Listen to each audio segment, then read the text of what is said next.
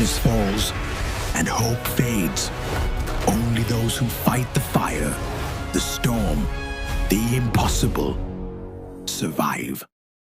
Welcome to Last Light Survival Stories. There is a forest in Japan called Aokigahara. It lies at the base of Mount Fuji. People say it is one of the quietest places on Earth. So quiet that even the birds refuse to sing. They call it the Forest of Lost Souls. Many have entered. Few have ever come out. They say once you step inside, the forest remembers you. And sometimes it doesn't let you leave.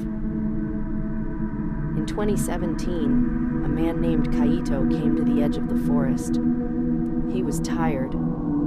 He had lost his job, his home, and the people he loved. He left a small note on his table. It said, "I'm sorry. Please forgive me."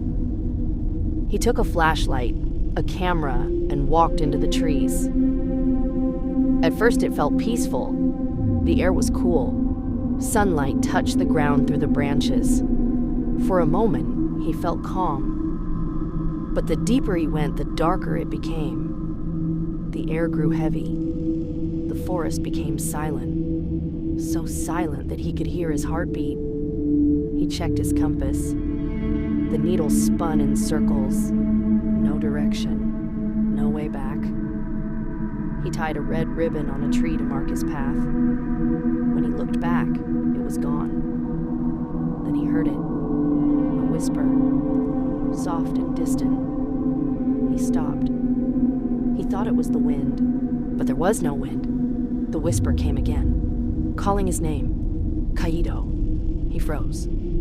He looked around. Nothing but trees and fog. The voice came again. Kaito. He knew that voice. It was his mother. He whispered, "Mom?" No answer. Only silence. And then the sound of footsteps behind him. He turned fast. No one was there. He started to run. Branches cut his arms. Roots caught his feet. He fell and got up again. Through the fog, he saw a small tent. It was old and covered in moss. He went closer. Inside was a lantern and a notebook. He opened it. Only one page had writing. It said, "The forest wants company." He dropped the notebook. Something breathed against his neck. He turned again. Nothing. He ran as fast as he could. His flashlight flickered and died. He screamed for help. No sound came back. Then he saw a faint light through the trees. He ran toward it.